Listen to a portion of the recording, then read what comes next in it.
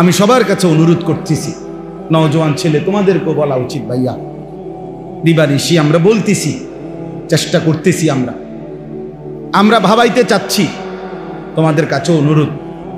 প্রিয় ভাই, স্বার্থপর এই দুনিয়া কাউরে মনে রাখে না। স্বার্থপর এই দুনিয়া কারো জন্যই থেমে থাকে। সত্যি কথা, কসম আল্লাহ, তোমার ভালো যদি তুমি না বুঝো, কেউ তোমারে মনে রাখবে না। তোমার জন্য ভাববার কারো সময় নেই, সবাই ব্যস্ত, সবার কাজের অভাব নাই কারো। ভালো হোক মন্দ হোক, যৌক্তিক হোক অযৌক্তিক হোক, প্রয়োজনীয় হোক অপ্রয়োজনীয় হোক, বর্তমানে এমন একটা সময় যে সবাই ব্যস্ত, সবাই ব্যস্ত। আজকে সকালবেলা আমি ফজরের নামাজের একটু পরে আমার মেয়ের মাদ্রাসায় গেছি। তো আসার সময় দেখছি যে একটা হাইয়েস আর ট্রাক মুখোমুখি অ্যাক্সিডেন্ট করছে, গাড়ি আটকায় গেছে। তো হাইয়েস গাড়িটার এই মাইক্রোটার ড্রাইভার একদম ভিতরে ঢুকে গেছে। অনেক কষ্টে ভাইয়া ভুইয়া যখন তারে বের করছে, কিছুক্ষণ পরে বেচারা মারা গেছে। জীবন্ত মানুষ, জলজ্জান্ত মানুষ গাড়িটা চালাচ্ছিল, এমন মানুষটা মরে গেছে। আমার বলার বিষয় হলো, আমি তাকায়া দেখলাম জ্যামের কারণে গাড়ি আটকায় আছে। প্রতিটা গাড়ি সর্বোচ্চ ফোর্সে শুধুই হর্ন দিতেছে, ডাইনে বামে বাঁকা সাকা কইরা কোনো না কোনো ভাবে পাশ কাইটা চলে যাইতেছে। কেউ থামলো না, কেউ থামলো, কোনো ড্রাইভারও আর থামে না, প্যাসেঞ্জারও থামে। কারো হাতে সময় নাই, কারো হাতে সময়। তো এটাই বুঝাইলাম আর কি, স্বার্থপর এই দুনিয়া কারো জন্য থামে না, কারো হাতে সময় নাই। একদিন এটাই মনে পড়বে, হয় দুনিয়াতে নয়তো আখিরাতে, হয় অসুস্থ হয়ে গেলে নয় পঙ্গু হয়ে গেলে। একদিন সত্যি সত্যি কসম আল্লাহর মনে পড়বে, সুখের এই বন্ধুরা কেউ নাই। মোবাইলের ওই নর্তকী ধোঁকা ছিল, অশ্লীল ছবি ধোঁকা ছিল। বন্ধু নামের এই দুষ্টরা যারা তোমারে সঙ্গ দিয়ে হাসি ঠাট্টা মজাক আড্ডায় সময় শেষ করে দিছিল, তারা আর কেউ নেই, আসলেই কেউ নাই। এই বাবাদেরকেও বলি, আপনারাও কবরে দেখবেন আপনাদের সন্তান নাই। যে সন্তানের জন্য হারাম খাইছেন, হারাম রোজগার করছেন, যেই বিবি বাচ্চার জন্য, সেই বিবি বাচ্চা আর কেউ মনে রাখে না, কেউ মনে রাখে। আপনারা শুধু কাউরে একক লজ্জা দেওয়ার জন্য বলতেছি না, একক শরম দেওয়ার জন্য বলতেছি না, শুধু বুঝাইতে চাচ্ছি, শুধু এই কয়দিনের, এই গত 2-3 মাসের মধ্যে প্রতিদিন আমার মনে হইতেছে আমার দেশের মানুষ খুব বেশি অসহিষ্ণু, খুব বেশি অস্থির।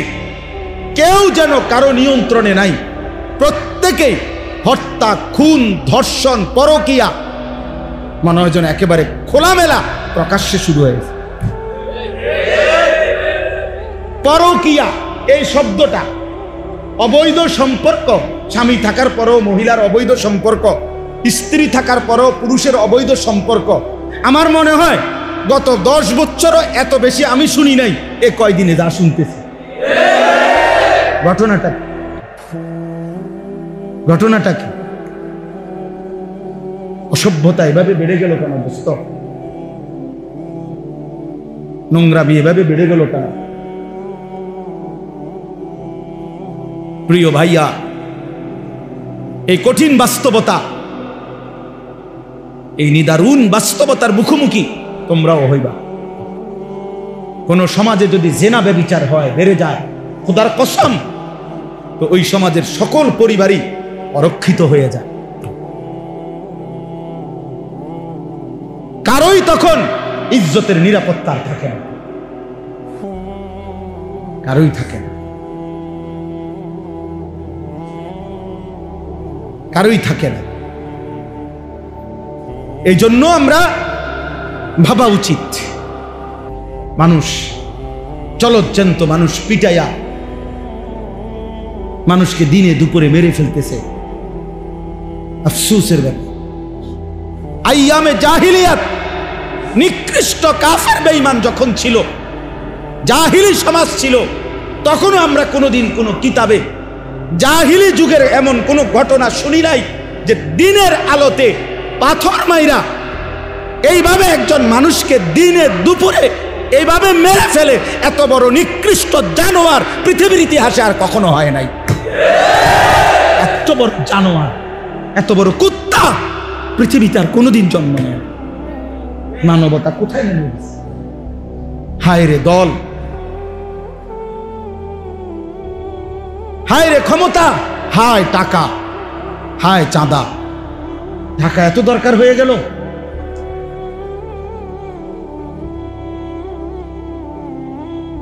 সারা পৃথিবী দেখছে, অবাক হয়ে গেছে, আশ্চর্য। একটা মানুষ, দাড়িওয়ালা একটা যুবক, জলজ্জান্ত মানুষটাকে এতগুলো মানুষের সামনে দিনে দুপুরে পাথর মেরে মেরে মেরে ফেলছে। আহা,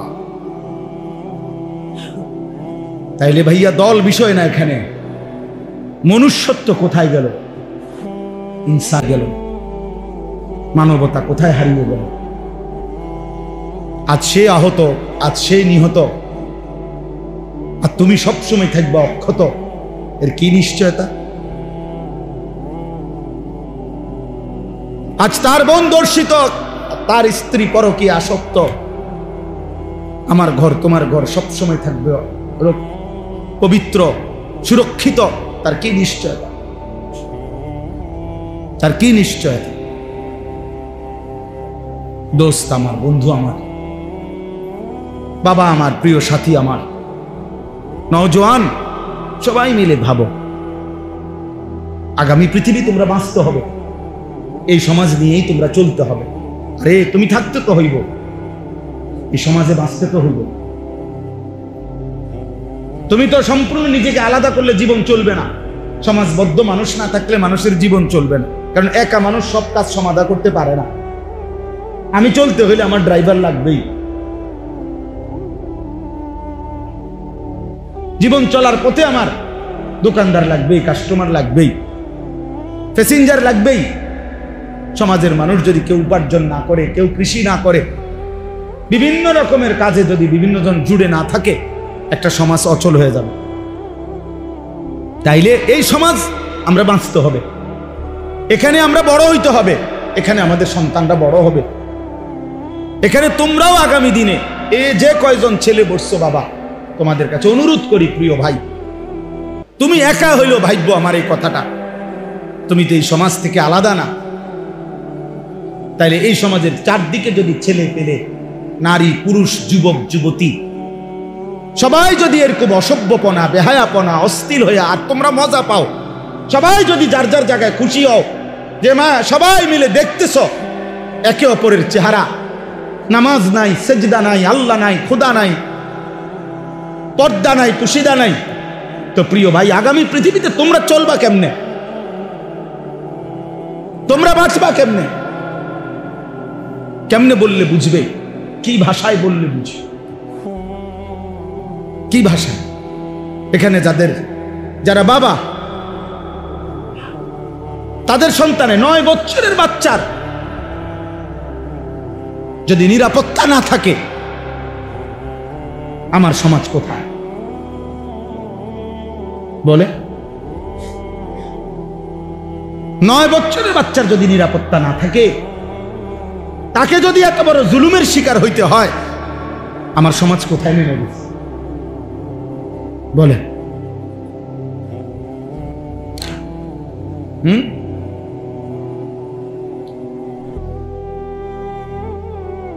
কথা নাই, বার্তা নাই। নিরীহ 2 জন ইমাম মুয়াজ্জিন, ওনাদেরই রিমান্ড হয়ে গেল, বাকি ঘটনা সব আড়াল হয়ে গেল। বুঝেন না? দুনিয়া না ধোকা দিবা, আখেরাত। আজকে না জুলুম করলা, আগামী দিনে আখেরাতে আখেরাতে আড়াল করবে কে? এই জন্য আমি আমার কথা এতটুকুই, প্রত্যেকের কাছে ছেলেরা বাবারা নিজের দিকে আরেকটু যত্নবান হও। ছেলেরা তোমরাও বাবা আরেকটু যত্নবান হও। এতটা বেনামাজি জিন্দেগি ভালো না, এতটা চরিত্রহীন জীবন প্রিয় ভাই ভালো না। এত নারী, এত ছবি, এত উলঙ্গ দৃশ্য, এত বেহায়াপনা প্রিয় ভাইয়া সুখ আনবে না, স্বস্তি আনবে না, তৃপ্তি আনবে না। দিনের পর দিন তোমাদের অনেক ছেলে কোনোদিন 5 ওয়াক্ত নামাজ পড়ো না, মুসলমানের বাচ্চা হয়ে প্রিয় সন্তান, এত মন্দ হওয়ার কথা। এভাবে আল্লাহকে ভোলা ঠিক না, এভাবে আল্লাহর নাফরমানি করা উচিত না। আখেরাত তো পরের কথা, দুনিয়াতে তো শান্তি থাকা দরকার, দুনিয়াতে তো দরকার। কোরআনুল কারীমের মধ্যে আছে, আল্লাহ তাআলা বলেন, অমিনহুম মান ইয়াকুলু রব্বানা আতিনা ফিদ দুনিয়া হাসানা ওয়া ফিল আখিরাতি হাসানা ওয়া কিনা আযাবান নার। আল্লাহ বলেন আমার প্রিয় বান্দা তারা বলে, আল্লাহ আমাকে দুনিয়া সবটা দিয়েন না, আমাকে ওইটুকু দুনিয়া দেন যেটুকু হাসানা, যেটুকু পবিত্র, যেটা হালাল, যেটা বৈধ, যেটা উত্তম, যেটা আপনার মর্জি মতো, আমাকে সেই দুনিয়া দেন। আমাকে আখেরাতটাও যেটা দিবেন উত্তম দিবেন, জাহান্নামের আযাব থেকে মুক্ত করে দিয়েন। আল্লাহ তাআলা বলেন, যে বান্দা আমার পবিত্র দুনিয়া চায়, পবিত্র আখেরাত চায়, জাহান্নাম থেকে মুক্তি চায়, খোদার কসম আল্লাহ বলছে, উলাইকা লাহুম নাসীবুম মিম্মা কাসাবু, আমার এই বান্দা 24 ঘন্টা যা করবে দুনিয়ায় আমি সবটার বিনিময় আখেরাতে তারে বুঝায়। পয়সা যেটা দিল নেকি দেবো, পরে বাজার করলো নেকি দেবো, ওই ব্যবসা করলো নেকি দেবো, ও স্বামী স্ত্রীর মিলন করলো নেকি দেবো, ও সন্তানাদি লালন পালন করলো নেকি দেবো। উলাইকা লাহুম নাসীবুম মিম্মা কাসাবু, সে যা অর্জন করবে আমি সবটার প্রতিদান দেব। কারণ সে আমার কাছে চাইছে, ব্যবসা হোক, বাজার হোক, সংসার হোক, স্ত্রী হোক, সন্তান হোক, জীবনে আমার কাছে সে পবিত্রতা চাইছে, হালাল চাইছে, হালাল চাইছে। ফামিনান নাসি মান ইয়াকুলু রব্বানা আতিনা ফিদ দুনিয়া ওয়া মা লাহু ফিল আখিরাতি মিন খালাক। রব্বুল আলামিন বলেন, আর যেই মানুষটা বলে যে আল্লাহ আমারে যা দিবেন শুধু দুনিয়ায় দেন। অনেক মানুষ যে শুধু দুনিয়াই চায়, হালাল হারামের দরকার নেই। হুজুর 100 টাকা দিছি, দোয়া করে দেন আমার ব্যবসাটার মধ্যে আল্লাহ যেন বরকত দেয়। এখন ব্যবসার পদ্ধতি কি হালাল না হারাম? পণ্যটা কি হালাল না হারাম? বেচা কিনার সিস্টেমটা কি হালাল না হারাম? মালিকের লগে, কোম্পানির লগে চুক্তি যে হইতেছে, টাকা যে সুদ করতেছে, কোনটা হালাল কোনটা হারাম এর কোনো চিন্তাও নাই, বাস বিচারের কোনো খবরও নাই, শরীয়ত মাসআলা জানার কোনো প্রয়োজনও নাই। শুধু দাবি একটাই, হুজুর দোয়া করে দেন আমি যেমনে ব্যবসা করতেছি আল্লাহ যেন আমার এমনি বরকত দিয়ে দেয়। শেষ, আমনে তো হালাল হারাম তো আইয়েন না, আমার কি দরকার? লাভ দরকার, লাভ দরকার। হুজুর আপনার 100 টাকা দিলাম, আপনি আল্লাহরে বলে দেন 100 টাকা দিয়া আল্লাহ যেন আমার ব্যবসার মধ্যে কি দিয়া দেন, বরকত। আমাদের একজন বড় বুজুর্গ আছেন ঢাকার, হযরত মাওলানা আবুল বাশার সাইফুল ইসলাম, অনেক বড় বড় আলেম। হুজুর একদিন বলছিলেন যে শোনেন, যে পরিমাণ ব্যবসায়ী হুজুরদের কাছে তাবিজের জন্য যায়, ব্যবসায়ীরা, হুজুর এমন কোনো কাগজ, এমন কিছু লেখা টাকা লেখা দেন লাল কালি দিয়া, যেটা দোকানের মধ্যে ঝুলাইয়া রাখবো যাতে করে কাস্টমার আইয়ে বরকত হয় ব্যবসায়। এরকম বহু দোকানে দেখবেন চারিদিকে কাগজ ঝুলানো, লেখা বিভিন্ন রকমের কাগজ, তাবিজ।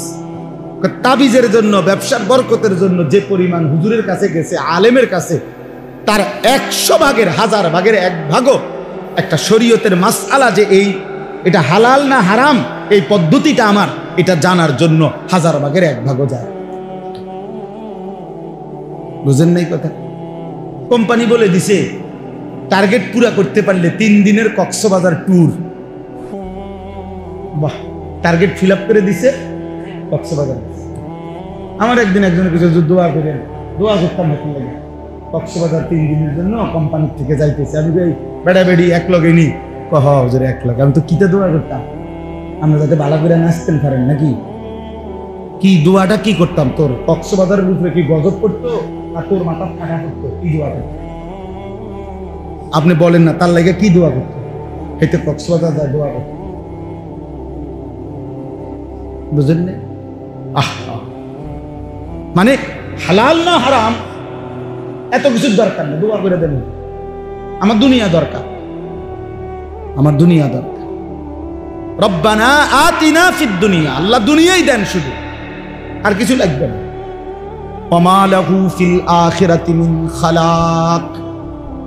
রব্বুল আলামিন বলে, বান্দা মনে রেখো, এমন নাফরমান দুনিয়া তো কিছু মিলবেই বান্দা, যাই পাওয়ার কিছু দুনিয়া তো পাবাই, তবে শুধু মনে রেখো ওমা লাহু ফিল আখিরাতি মিন খালাক, আখিরাতে কিন্তু কোনো অংশ থাকবে না, আখিরাত কিন্তু কিছুই মিলবে না। দুনিয়া তো আমি আল্লাহ তোমাকে দেব না কেন, তুমি চাইছো তোমারে দেবই দুনিয়া, আমি আল্লাহ তো না চাইলেও দুনিয়া দেই। কাফেরকে দুনিয়া দেই, বেঈমানকে দিয়েছি, মুশরিককে দিয়েছি, নাস্তিক মুরতাদ আমি আল্লাহকেই চিনে না, আল্লাহকেই মানে না, আল্লাহকেই বলতে কিছু স্বীকার করে না, এমন বেঈমানকেও তো আমি আল্লাহ দুনিয়া দিয়েছি, তোমাকে দেব না কেন? নেও, বাতে না উদা খাইবা না, এটা তো আমি কুত্তারও খাওয়াই, জানোয়ারকেও খাওয়াই, হ্যাঁ দুনিয়া তো আমি জানোয়ারকেও দেই, বেটা তোরে দিতাম না, যা নে বেটা, আর কি তা বাতে না দুগা, আর কি খাবিয়ে না। বিল্ডিং, আরে বিল্ডিং তো ইউরোপ আমেরিকার মধ্যে কুকুর শুকর ওরা যেখানে ফার্মে পালে কুত্তা শুকর, ওইগুলোও তো বিল্ডিং এ থাকে, এসি রুমে থাকে, তো কি এটা হইছেটা কি বেটা? এসি গাড়ি, এটা তো জানোয়ারও চলে ইউরোপের মধ্যে। আমার একজন পরিচিত আমারে বলছে, জাপানে থাকে, যে হুজুর আপনার এসব প্রাইভেট কারে আমরা জাপানে ছাগল টানে, ছাগল টানে, ছাগল। আমি যদি বলি ভাই সব বক্তা জানেন তো প্রাইভেট কারে আসছি, ছোটখাটো বক্তা মনে করেন না, আরেকতে কইব হুজুর প্রাইভেট কারে ছাগল টানে, বেটাগিরি কি তা, মানে এটার মধ্যে কি ফুটাগিরি কি বলেন না, এটা তো জানোয়ারও চলে। এজন্য দোস্ত, দুনিয়া মিলে যাওয়া, দুনিয়ায় ভালো থাকা তেমন কিছুই না, তেমন কিছুই না, বরং মূল বিষয় হলো আল্লাহকে প্রাধান্য দেওয়া, আখিরাতকে প্রাধান্য দেওয়া। প্রয়োজনে পুরা দুনিয়া ছেড়ে দিলাম, প্রয়োজনে সব ছেড়ে দিলাম, আল্লাহকে নিলাম, আল্লাহ সন্তুষ্টি চাইলাম, আখিরাত চাইলাম। খোদার কসম নবী বলছে, ওই ব্যক্তি লাভের ব্যবসা করছে যে দুনিয়া ছেড়ে দিছে, আল্লাহকে গ্রহণ করছে। এই চলেন এবার এই তর্জমা শুনেন, তাহলে কথা শেষ। এখানে যে আয়াত আমি পড়ছি সূরা বাকারার, কোরআনুল কারীমের 2 নম্বর সূরা, 2 নম্বর পারা, সূরা বাকারা। এই সূরার 207, 208 এই 2টা আয়াত পড়ছি। এবার এই শেষ তর্জমাটা শুনেন, অল্প একটু কথা। রাসূলুল্লাহ সাল্লাল্লাহু আলাইহি সাল্লামের একজন সাহাবী সুহাইব, ওনার নাম ছিল সুহাইব রুমি, মানে রোম দেশের মানুষ ছিলেন উনি। তো উনি ইসলাম পূর্ব যুগেই মক্কায় এসে বসবাস করছিলেন এবং মক্কায় এসে ব্যবসা করতেন। ব্যবসা করতে করতে একটা পর্যায়ে উনি মক্কার একজন বিশিষ্ট ব্যবসায়ী, ধনাঢ্য ব্যবসায়ী হয়েছিলেন, সুহাইব রুমি ওনার নাম। তো রাসূলুল্লাহ সাল্লাল্লাহু আলাইহি ওয়াসাল্লামের হাতে এক পর্যায়ে উনি কালেমা গ্রহণ করছেন।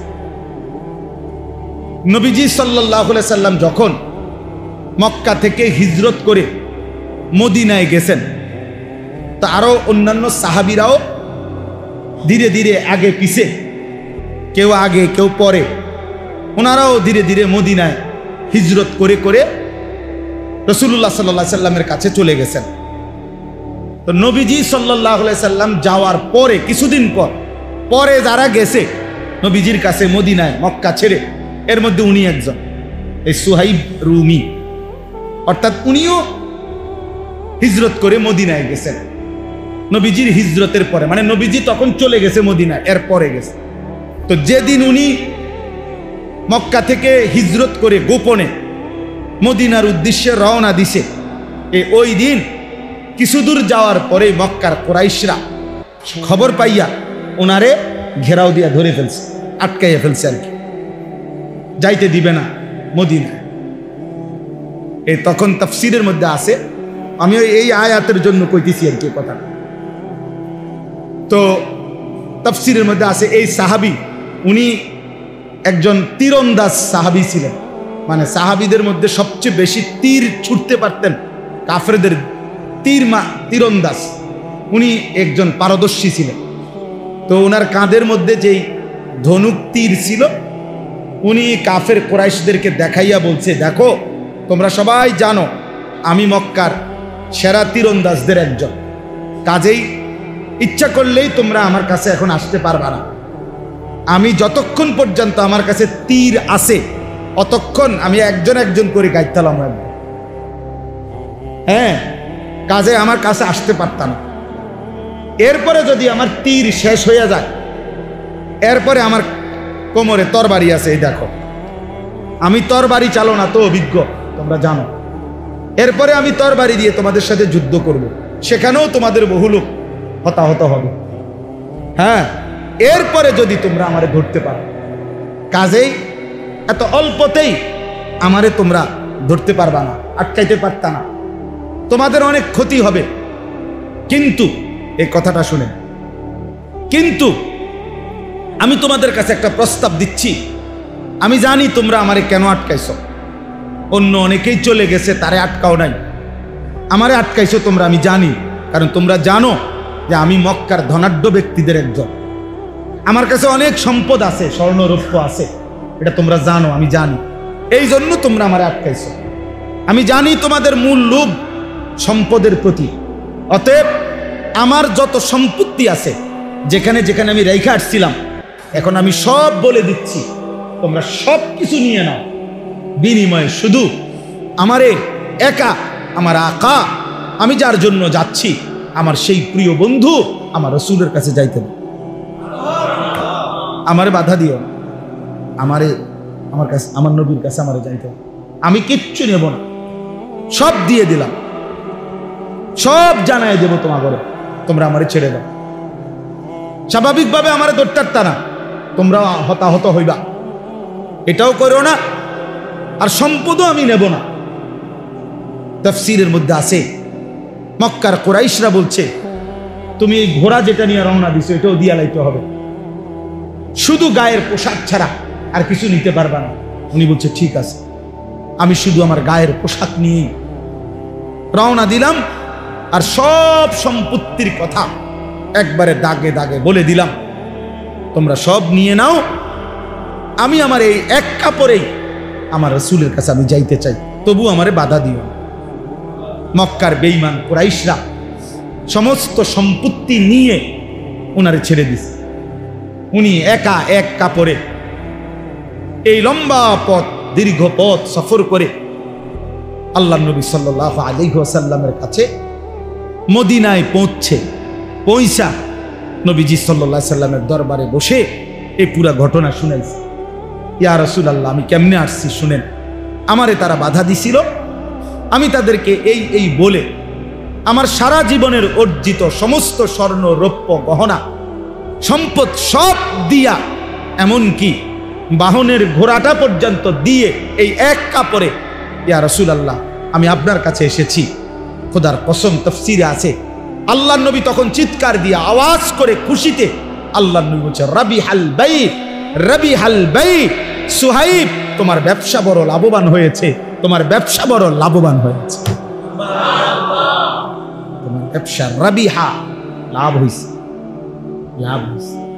সামান্য দুনিয়া ছেড়ে দিছ, আল্লাহর ভালোবাসায়, আল্লাহর সন্তুষ্টির জন্য, রাসূলের সন্তুষ্টির জন্য সব কোরবানি করেছ, তুমি লাভবান। তখন ঠিক ওই সময় আল্লাহ তাআলা জিব্রাইলকে পাঠিয়ে এই সাহাবীর প্রশংসায় কোরআনুল কারীমের এই আয়াত নাযিল হয়েছে। ওয়া মিনান নাসি মান ইয়াশরি নাফসাহু, আল্লাহ বলে বন্ধু আপনার সাহাবীদের মধ্যে কিছু সাহাবী এমন যারা তাদের পুরা জীবনটাকে বিক্রি করে ফেলেছে ইবতিগা মারদাতিল্লাহ, আল্লাহ রাব্বুল আলামিনের সন্তুষ্টির তালাশে, রব্বুল আলামিনের সন্তুষ্টির তালাশে পুরা জীবন দিয়ে দিছে, পুরা জানমাল সব বিলীন করে দিয়েছে, বিনিময়ে আল্লাহকেই চেয়েছে, আখিরাতকেই চেয়েছে। আল্লাহ বলেন ওয়াল্লাহু রাউফুম বিল ইবাদ, এমন বান্দার ব্যাপারে নিশ্চয়ই আল্লাহ বড় বেশি দয়াবান, আল্লাহ তাকে উপযুক্ত পুরস্কার দিয়ে ভরপুর করে দেবে। আপনি ঘাবড়ায়েন, ওরে বলে দেন আমি আল্লাহ ওরে সন্তুষ্ট করে। কোরআন শরীফে আছে হযরত আবু বকর সিদ্দিক রাদিয়াল্লাহু তাআলা আনহু জীবনের সব কিছু আল্লাহর জন্য বিলায় দিয়েছিলেন।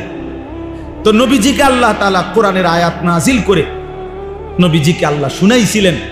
লম্বা সূরার মধ্যে আছে লাস্টে ওয়ালা সাউফা ইয়ারদা, আল্লাহ নবীজিকে বলছে বন্ধু আপনার সাহাবী আবু বকরকে বললেন আপনি তারে খুশি করার দরকার নাই, আমি আল্লাহ নিজে হাসরের ময়দানে আপনার আবু বকরকে আমি খুশি করে দেব। ওয়ালা সাউফা ইয়ারদা ওয়াল লাইলি ইযা ইয়াগশা, এই সূরার শেষে আমি তাকে খুশি করে দেব। তো আল্লাহ তাআলা এখানেও বললেন বন্ধু আমি বললাম আমার সন্তুষ্টির জন্য আপনার এই সাহাবী নিজের সব দিয়ে দিছে, তার পুরা জীবন বিক্রি করে দিছে, বিনিময়ে আমি আল্লাহকে গ্রহণ করছি। এই জন্য দোস্ত, এই জন্য প্রিয় ভাই, আমি কিংবা তুমি, জওয়ান কিংবা বুড়ো, আমাদের প্রত্যেকের জীবন মূলত আল্লাহর জন্য, আখিরাতের জন্য। আমরা যদি আল্লাহকেই না পেলাম, নামাজেই না পেলাম, এই কপাল যদি সেজদাই না দিল, আল্লাহকেই না চিনল, তো ওই কপাল মন্দ কপাল, লানত ওই কপালের উপরে, থুতু মারি ওই কপালের উপরে। ছেলেরা মনে রাখিস এটা, তোদের ওই কপালে আমি থুতু মারি যে কপাল আল্লাহ সেজদা দেয় না, নাফরমান। তোর ওই কপালে থু থু, তোর কপালে থুতু মারি, থুতু মারলাম তোর ওই কপালে। তুই ভাত খাস, খা বেটা, তুই শুধু ঘুম যাস আর পেশাব পায়খানা করস, রাস্তার জানোয়ারের দিকেও তাকাইস, ওই জানোয়ারও খায় আর ঘুমায় আর পেশাব পায়খানা। যা বেটা, ভাতে খাবেন, অসুবিধা নেই, খা বেটা। আর কি, এই তো দুনিয়া, এই তো দুনিয়া। আল্লাহকেই ভুললা গেলা, সেজদাকেই ভুলে গেলা, নামাজকেই ভুলে গেলা, মালিককেই ভুলে গেলা। জীবনে চিনলা কি আর শিখলা কি, বুঝলাই কি? এই আকল, এই দেমাগ, এই চোখ, এই কান, এই দিল, এটা দিয়ে আর মানুষ হয়ে লাভ কি?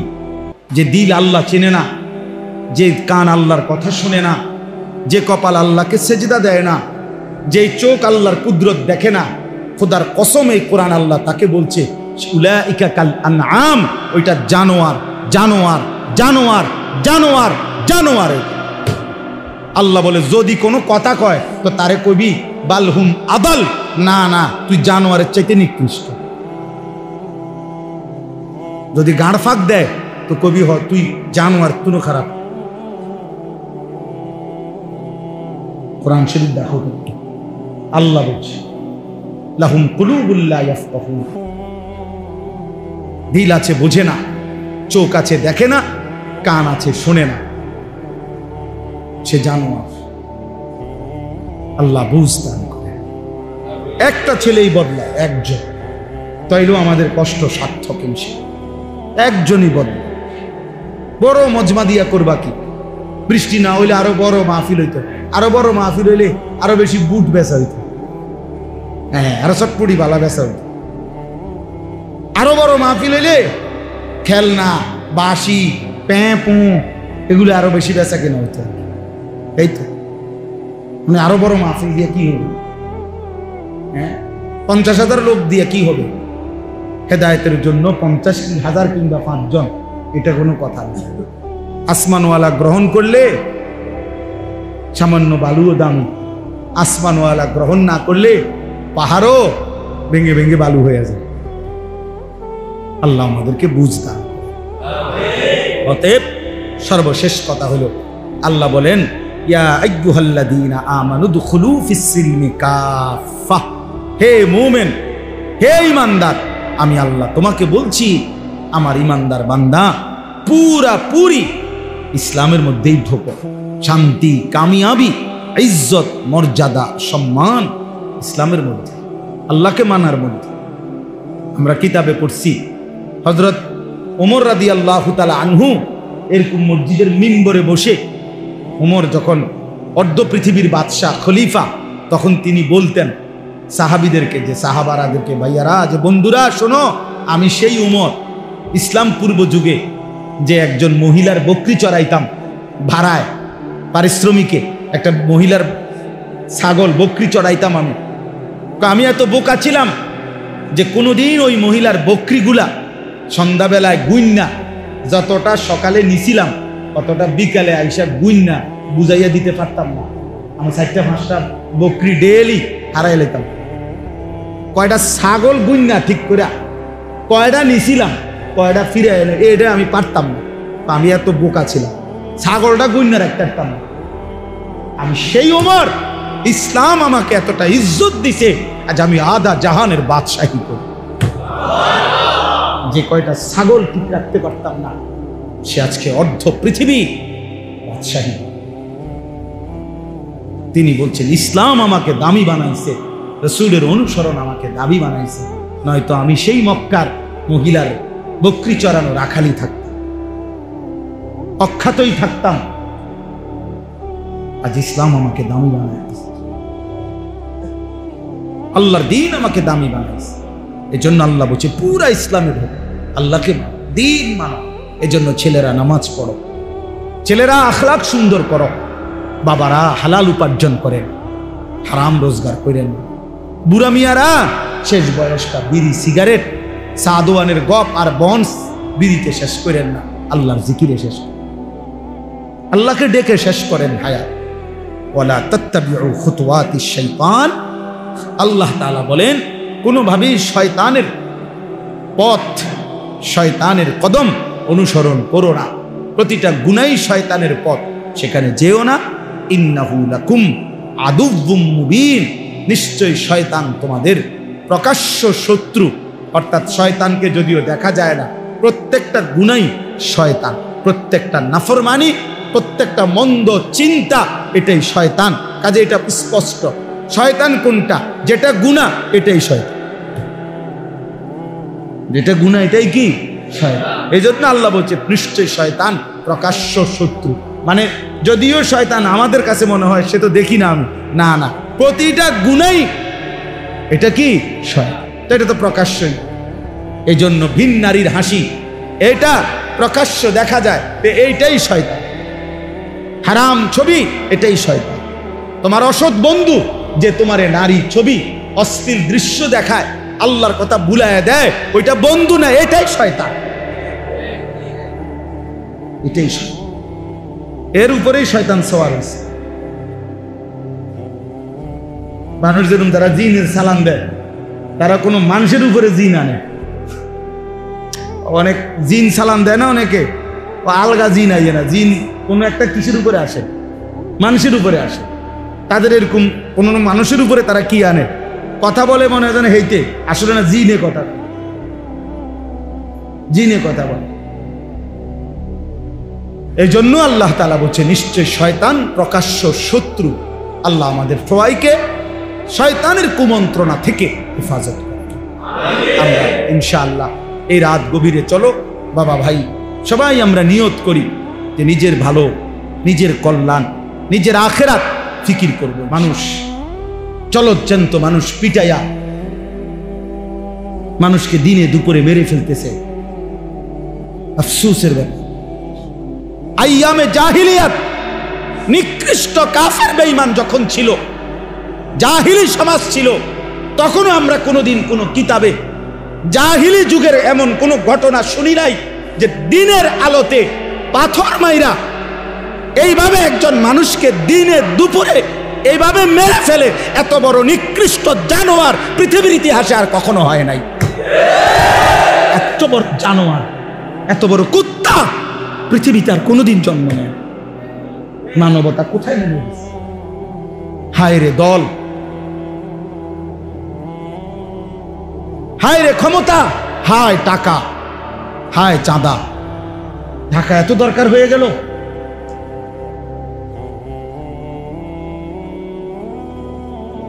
সারা পৃথিবী দেখছে, অবাক হয়ে গেছে, আশ্চর্য। একটা মানুষ, দাড়িওয়ালা একটা যুবক, জলজ্জান্ত মানুষটাকে এতগুলো মানুষের সামনে দিনে দুপুরে পাথর মেরে মেরে মেরে ফেলছে। আহা, তাইলে ভাইয়া দল বিষয় না, এখানে মনুষ্যত্ব কোথায় গেল? ইনসান গেল, মানবতা কোথায় হারিয়ে গেল? আজ সে আহত, আজ সে নিহত, আর তুমি সবসময় থাকবা অক্ষত। এর কি নিশ্চয়তা? আজ তার বোন দর্শিত, তার স্ত্রী পরকীয়া আসক্ত, আমার ঘর তোমার ঘর সবসময় থাকবে পবিত্র, সুরক্ষিত। তার কি নিশ্চয়তা? তার কি নিশ্চয়তা? দোস্ত আমার, বন্ধু আমার, বাবা আমার, প্রিয় সাথী আমার, নওজোয়ান, সবাই মিলে ভাবো, আগামী পৃথিবী তোমরা বাঁচতে হবে, এই সমাজ নিয়েই তোমরা চলতে হবে। আরে তুমি থাকতে তো হইব, এই সমাজে বাঁচতে তো হইব। বাস্তবতা হলো নিজের ভাবনা, নিজের জন্য ফিকির করা উচিত সবচেয়ে বেশি। এক মানুষ গোটা পৃথিবীর জন্য চিন্তা করবে, ভালো কথা, নিজেকে না ভুলে।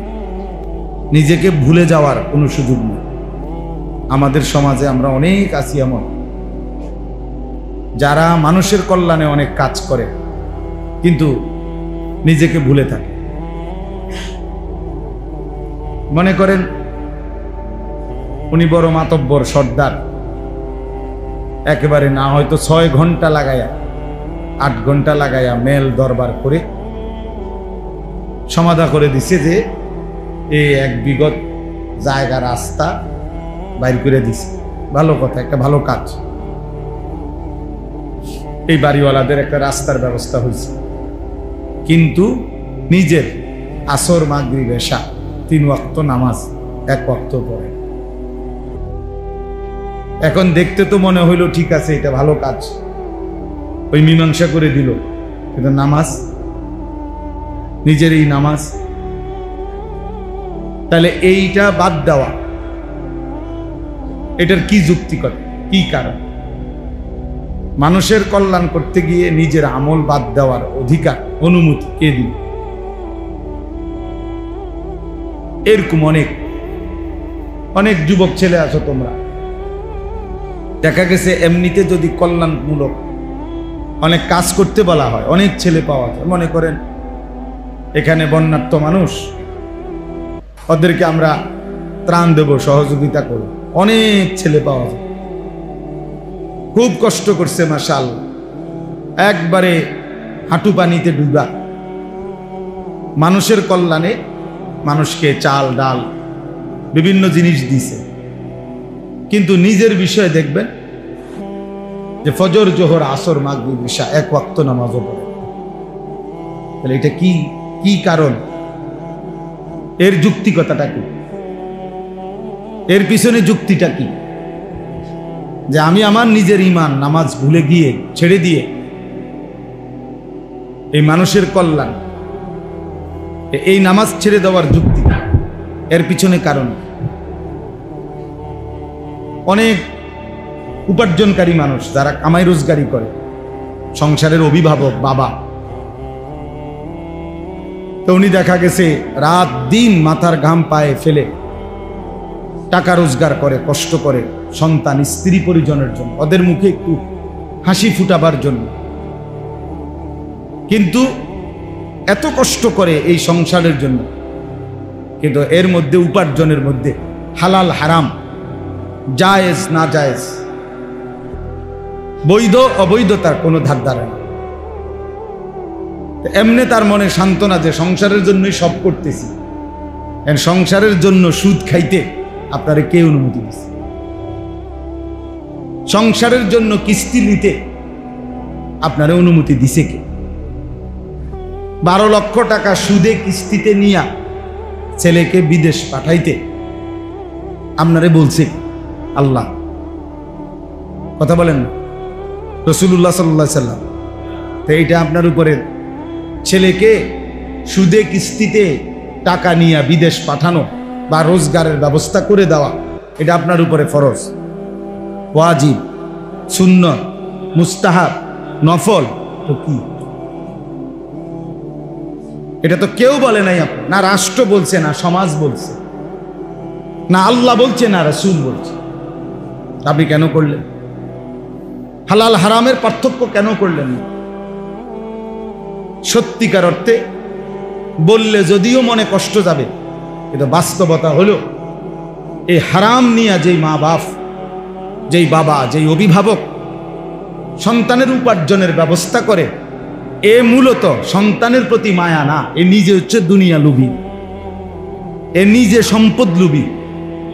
এর হিসাব হইল আমি এখন 12 লাখ টাকা পুঁজি খাটাইতেছি, তে বিদেশ থেকে টাকা পাঠাবে 12 বছর 10 বছর, এবার আমার আসবে 1 কোটি টাকা, আমি বাড়ি করবো, বিল্ডিং করবো।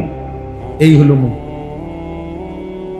এই হলো মূল, আর কিছু না। আর যদি বলেন যে না হুজুর, সন্তানের কল্যাণের জন্যই আমি এটা করছি, তাহলে এটা কখনোই সন্তানের কল্যাণ হইতে পারে না।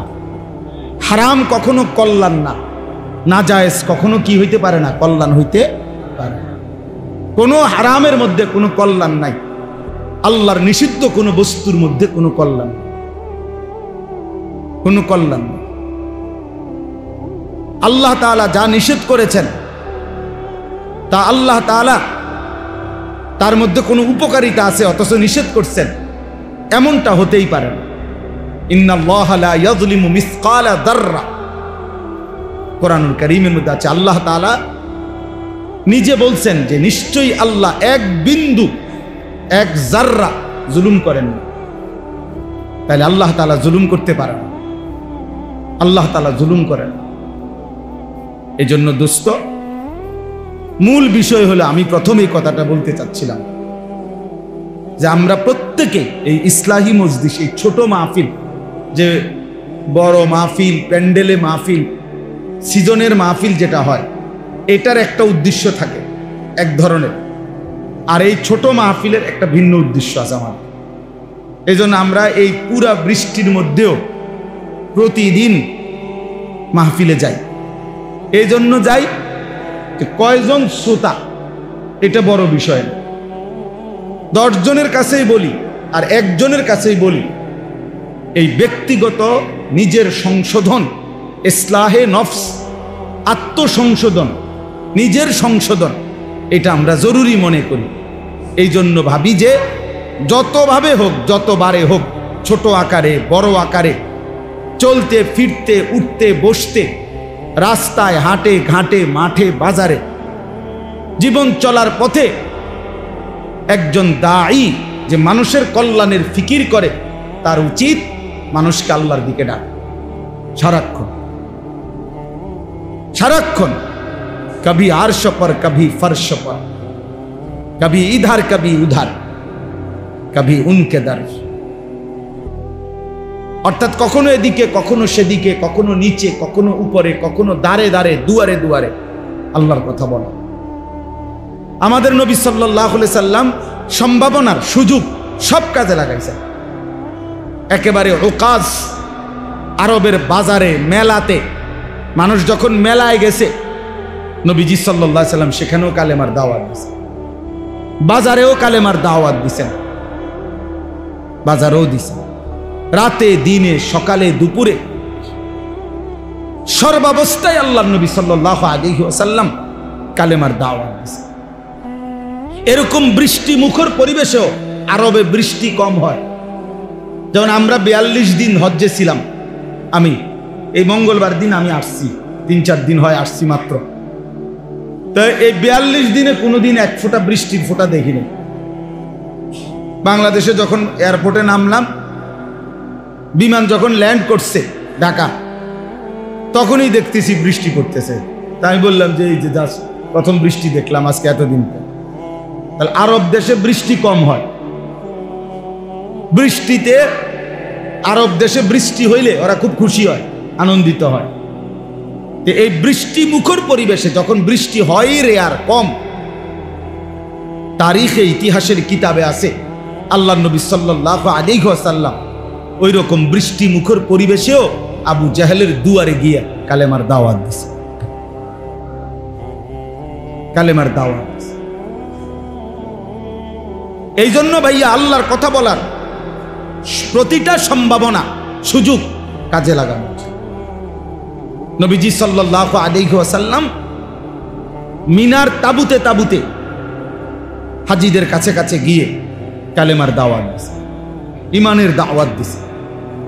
আজকে আমরা এটা বুঝি না। কথা ছিল এই, মুসলমান মাত্রই এক শব্দ জানে, এই এক শব্দ অন্যের কাছে দাওয়াত দেয়। আজকে আমরা মনে করছি নির্ধারিত শুধু হুজুর কয়েকজন, ইমাম, খতিব, বক্তা, ওনাদেরই শুধু দায়িত্ব। না ভাইয়া, যে মুসলমান, আল্লাহর কসম, যে নিজেকেই মনে করে মুসলমান আমি, মানুষকে আল্লাহর দিকে ডাকা তারই দায়িত্ব। আমাদের এই ভারতীয় উপমহাদেশে ব্যবসায়ী, বণিক আরব দেশের থেকে আগে আসতো। এই বণিক মানে ব্যবসায়ীদের দাওয়াতে এই ভারতীয় উপমহাদেশে সবচেয়ে বেশি হিন্দু, সবচেয়ে বেশি মানুষ কালেমা গ্রহণ করছে। কসম, এটা ইমানদারি, এটাই ঐতিহাসিক সত্য। ভারতের একটা প্রদেশ আছে কেরালা, প্রত্যেক বছরই আমরা হজ্জে দেখি ইন্ডিয়ার সবচেয়ে বেশি হাজি, মানে যে কয়জন আসে তার মধ্যে সবচেয়ে বেশি হাজি হলো ওই কেরালা প্রদেশে, ভারতের। আগে এটার নাম ছিল মালাবার, মানে গোটা ইন্ডিয়ার সবচেয়ে বেশি মুসলমান হলো, ইন্ডিয়াতে তো এমনি মুসলমান কম, তন্মধ্যে সবচেয়ে বেশি মুসলমান এই কেরালা প্রদেশ। তো এইখানে মালাবার আগে এটার নাম ছিল, ওইখানে এই ব্যাপক পরিমাণ হিন্দু পূর্ব যুগে কালেমা পড়ে মুসলমান হইছে। আরব দেশের ব্যবসায়ী, বণিক, ওনাদের দাওয়াত।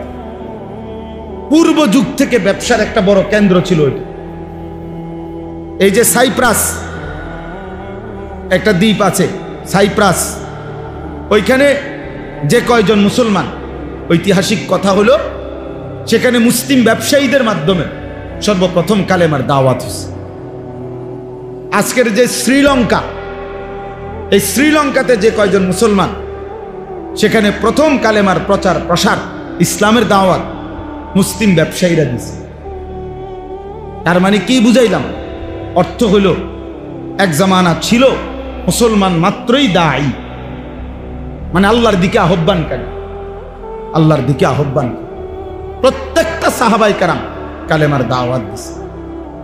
হাদিসের মধ্যে আছে আল্লাহর নবী সাল্লাল্লাহু আলাইহি সাল্লাম সাহাবাদের জন্য দোয়া করছেন, আল্লাহুম্মা হদি বিহিম, আল্লাহ আমার সাহাবীদেরকে এমন বানান যেন তাদের দ্বারাই, তাদেরকে দেখেই মানুষ হেদায়েত পেয়ে যায়। হযরত শাহজালাল ইয়ামানি, এই যে সিলেটের জমিনে যিনি আসছেন, শাহজালাল ইয়ামানি, তো উনি তো ইয়ামানের মানুষ ছিলেন, এজন্য তো উনার নাম শাহজালাল ইয়ামান। ইয়ামান এটা আমরা বাংলাদেশের একটা জেলা তো নাকি? কথা বলেন, এটা আরব দেশ। তো আরব দেশে হইলে ওনাদের মাতৃভাষা কি ছিল? আরবি। তো শাহজালালের মাতৃভাষা কি ছিল? তো উনি সিলেটে আইসা এই বিপুল পরিমাণ মানুষ কালেমাওয়ালা বানাইলেন কেন? শাহজালাল বলে আরবি, মানুষগুলোর ভাষা তো বাংলা, সিলেটের মানুষের মাতৃভাষা কি আরবি? তো ওরা বুঝলো কেমনে ওনার কথা? শাহজালালে বা বুঝাইলো কেমনে, আর ওরাই বা বুঝলো কেমনে? কত ভিন্ন ভাষাভাষী, এটা বুঝলো কিভাবে? বুঝলো হলো এই এই মহান বুজুর্গদের চেহারা, চোখের পানি, ওনাদের জিকির তসবিহ, ওনাদের চলাফেরা দেখেই মানুষ বুঝছে এরা পবিত্র মানুষ না হয়ে পারে না। অতএব এই চেহারাই, তাদের এই জবান